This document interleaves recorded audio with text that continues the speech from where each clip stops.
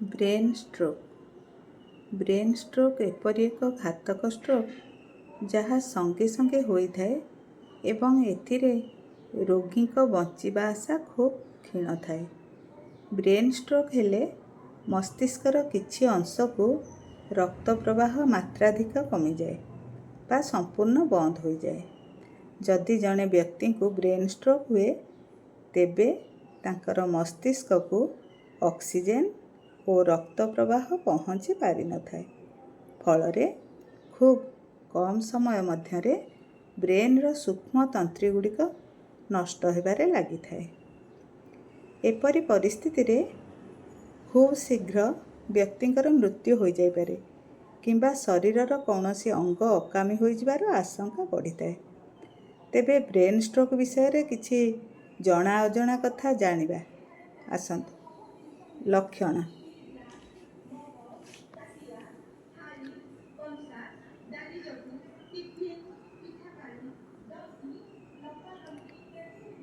କଥା କହିବାରେ କଷ୍ଟ ଅନୁଭବ କରିବା। ଆଖି ଖୋଲା ଥିବା ସହ ଚାରିଆଡ଼େ ଆଲୋକ ଥିଲେ ମଧ୍ୟ ହଠାତ୍ ଆଖି ସାମ୍ନାରେ ଅନ୍ଧକାର ଆସିଯିବା। ହଠାତ୍ ମୁଣ୍ଡ ବୁଲେଇ ନିଜ ଉପରେ ନିୟନ୍ତ୍ରଣ ନ ରହିବା। ବାରମ୍ବାର ଚେତାଶୂନ୍ୟ ହେବା। ଚାଲିବାରେ ପାଦ ଠିକ୍ରେ ନ ପଡ଼ି ତଳେ ପଡ଼ିଯିବା। ଶରୀରର ଗୋଟିଏ ପାର୍ଶ୍ୱ ଦୁର୍ବଳ ହୋଇଯିବା। ଠିକ୍ରେ ନିଦ ନ ହେବା।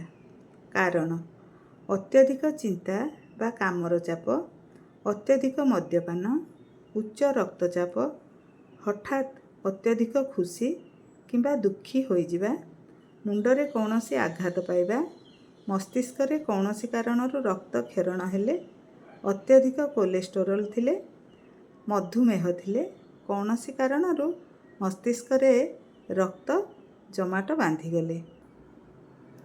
ପ୍ରତିକାର: ମଦ୍ୟପାନ ଓ ସିଗାରେଟ୍ ଠାରୁ ନିଜକୁ ଦୂରେଇ ରଖନ୍ତୁ। ବ୍ଲଡ୍ ପ୍ରେସର ନିୟମିତ ବ୍ୟବଧାନରେ ଚେକ୍ କରନ୍ତୁ। ଓଜନକୁ ନିୟନ୍ତ୍ରଣରେ ରଖିବାକୁ ଚେଷ୍ଟା କରନ୍ତୁ। ଖାଦ୍ୟରେ ସନ୍ତୁଳିତ ଆହାର ଗ୍ରହଣ କରନ୍ତୁ। ନିୟମିତ ବ୍ୟାୟାମ କରନ୍ତୁ। ଚିନ୍ତା ଓ କାମ ଚାପ କମାଇବାକୁ ଚେଷ୍ଟା କରନ୍ତୁ। କ'ଣ କରିବେ? ଯଦି ଉପରୋକ୍ତ ଲକ୍ଷଣଗୁଡ଼ିକ ଦେଖାଯାଏ, ତେବେ ତୁରନ୍ତ ଡାକ୍ତରଙ୍କ ସହ ପରାମର୍ଶ ନିଅନ୍ତୁ। ମସ୍ତିଷ୍କର ସିଟି ସ୍କାନ୍ ବା MRI କରିନିଅନ୍ତୁ।